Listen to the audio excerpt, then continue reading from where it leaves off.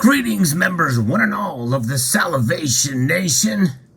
Well, I wasn't going to make this announcement until later, but my hand has been forced. Let's explore!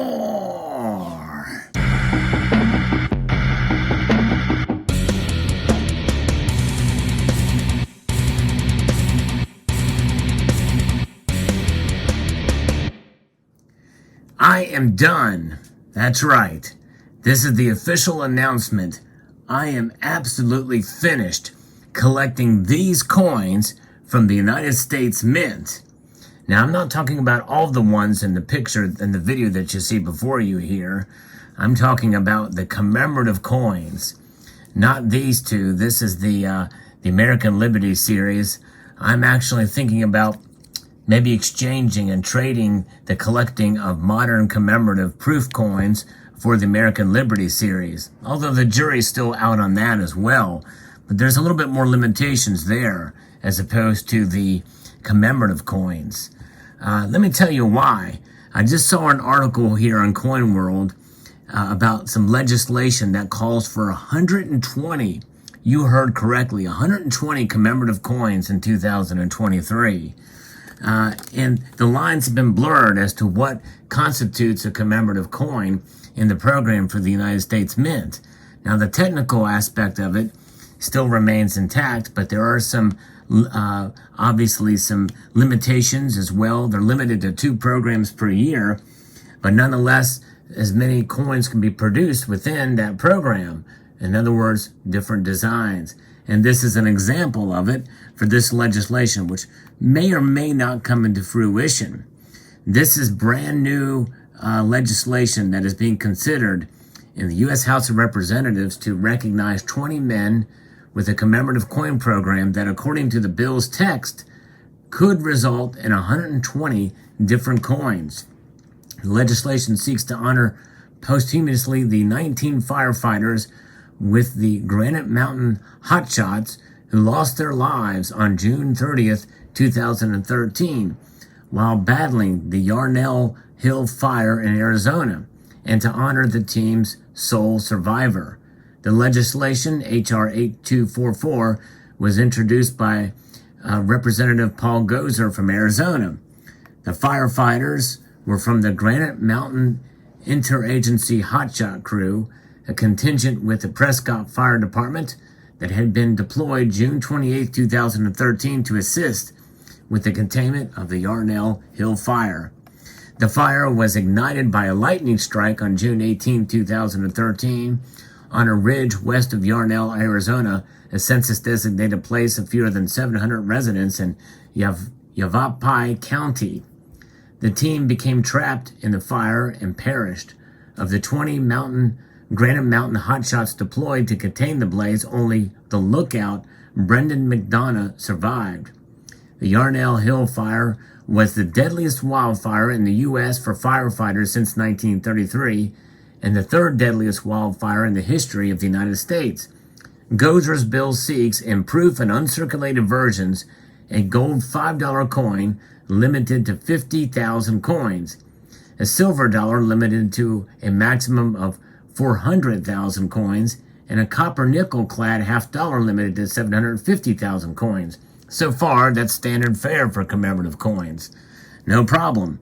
But the bill calls for 20 distinct designs, each to honor a different firefighter of the Granite Mountain Hotshots who fought the Yarnell Hill Fire on June 30th, 2013, by including on one side the name and likeness of such a firefighter. According to the legislature's text, each design would have to be issued in each denomination. So in other words, the gold 5, the silver dollar, and the copper nickel $half, in each denomination in proof and uncirculated versions for a total of 120 different coins. So that's 60 coins in proof and 60 coins in uncirculated. 20 times 3. So the sponsor's office did not respond for Coin World's inquiries about the proposed scope of the program, and that scope is massive. Now, we've not seen anything like this proposed since 2008's legislation that would have called for a commemorative coin program for the Jet Propulsion Laboratory. which would have provided for silver dollars and gold coins for each of the planets in the solar system. Would have been a kind of neat program, but boy, very expensive because it would have been a $50 gold coin. So they could have been quite expensive. And to collect all of the commemorative coins since the modern program began in 1982 has been quite an expensive endeavor for me personally, as I have started this, long after the program was started. I had to go get some of the back dates. I didn't start collecting these series of coins until about 1999. 1999 was the first year that I started buying from the United States Mint on their website, and I purchased the commemorative coins since then directly from the U.S. Mint and have bought backdated coins, and some of them have been some of the most expensive to date, such as the 1996 Olympics, which is an exhaustive program that was released in 1995 and 1996. And it would cost me quite a bit of money at the time to procure those coins, as they were still doing fairly well in the secondary market. Since then, they've not done so hot. In general, most of the modern commemorative coins have done horribly in the secondary market. And now, part of the reason why I collect is just for the enjoyment of collecting. But there are some designs and some programs that just don't really appeal to me. In fact, some of these coins have a fairly nice design. I kind of like this design here, but in order to really get the full set of proof coins anyway, you've got to get all of the different versions. This one here has a special privy mark. It really would not be complete unless I had this coin in my collection. So for one little small distinctive die marking, I had to get that coin. And there's that coin. Now there's other programs like the Mayflower series and the World War II coins that came out, or coin that came out in 2020, that are not part of the official program. In other words, surcharges do not go to benefit a certain cause. But they were produced anyway, because gold coins can be produced without congressional authorization. But silver coins must, so there were silver medals produced. So there are some programs and certain medals that were created. The first one was in 1986, I think, or 87, for the space shuttle. And those were medals that were created, and not gold or silver coins, but they were in pretty much the same packaging. I actually have those too, and wanted to get all the different variations. But the thing is it got so expensive and it's very tough to accumulate all of those. And I'm sure I'm still missing some as well. And how far back do you go? Because there was also the National Bicentennial medals that were created in 1976. I don't count those, but nonetheless. So with this legislation that is being proposed, although probably unlikely to pass, the very fact that it was proposed, and if it does get enough support politically, it could become a bear to accumulate all of those coins. A very expensive proposition if you want to keep up with the collection. Now, one thing about collecting coins of this nature is, especially pieces like this that are authorized by legislation that represent liberty, there's much more limitations on how these things are produced. Like, for instance, there were several different silver medals produced in 2017 and as a companion, if you want to get the whole complete series with the design of them. This particular coin will have one silver medal that will be released coming very, very soon. But nonetheless, if you want to get those, typically there's a silver companion medal. In an unusual circumstance, I did one in 2.5 ounces in 2019. So there's different variations. And there's also a 2018 10th ounce gold as well to companion the American Liberty series, which is quite expensive. So there are those factors that you have to take into account too if you're going to be a collector. If you want to be a completist, which I am a completist, the U.S. Commemorative Coin Program is something that's happening in perpetuity. And when you have a situation like what I just mentioned with these programs that are, though limited to 2 different programs, you could have a whole bunch of different coins. Well, it just is too much. And I am out, folks. That's it for me. This is the biggest announcement that I can make as a collector ever, because I have been diligent in trying to accumulate all of the proof modern commemorative coins.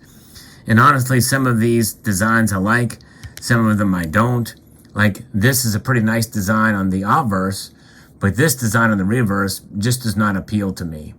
And I am one of the likes to collect coins for the design. I love the design of some of the coins that are produced. This is not a very good design in my view. At this side's it's okay, but in order to keep the collection going, you've got to stack them all. You got to get them all, not stack them, but collect them all. And so that is part of the nature of collecting. And if you're going to complete the collection, you've got to get all the coins. It takes up a lot of space as well, too, because I am an original government packaging guy. Yes, indeed, I am down with OGP, original government packaging. And so with this legislation, I wanted to share this with you from Coin World of what could be coming next year. It's insane to think about. 2022 is a year to get out of it. I've accumulated all the programs now for 2022 with the Purple Heart and the Negro baseball leagues here, the Negro leagues. And so therefore, that means I have fulfilled my collecting from 1982 to 2022. And yes, indeed. So I've got them all now.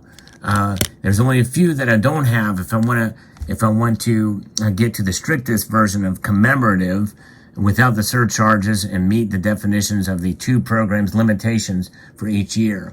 I'm still thinking about that, accumulating what I need to get left in those, because those are pretty expensive coins. I'm not going to mention them here and now, but nonetheless, if I wanted to get them, it's going to cost me a pretty penny. Otherwise, it's half the coins in the collection I'm not really a big fan of, and I could just do without. I'm keeping them just to have them. Most of them have lost money. In other words, they've gone down tremendously in value and price. It's not a good proposition other than the silver and the gold that may be in them. Most of those coins really have lost. It's not a good strategy to invest in coin collecting other than just for the joy of collecting. And honestly, for the most part, it's really not been much of a joy. And so I've got to decide what to do, whether I want to sell some of those coins, or just keep them, maybe sell off, maybe throw away the packaging and just keep the coins. I don't know, but I do like the original packaging. So it takes up a heck of a lot of space. But nonetheless, that's where I'm at. A little personal message to you all based off this news that really just brought me over the edge. And go ahead and make the announcement now that I am done collecting. And this is a big deal for me to make this decision, because I've been steadfast as a collector for all these years to get all of the proof modern commemorative coins in clad, silver, and gold. And by the way, fun little fact, there's only been 2 years that the United States Mint has produced silver $50 in the modern proof commemorative coins. And that is in 1982, the very first coin, which is the George Washington birth anniversary, 250th anniversary of his birth. That was in 1982. And then in 1993, the James Madison's Bill of Rights $50 that was minted in 90% silver. Those are the only times. All the others have been clad. But nonetheless, there it is. Let me know what your thoughts are in the comment section below. Are there any collections that you've gotten fed up with and decided to stop collecting? Or are there any sets and coins that you want to collect? Let me know in the comment section below. Hope you found this video insightful and entertaining. And I'd like to extend a multitude of gratitude to you all for taking the time to watch, and encourage you to please rate, share, comment, and subscribe.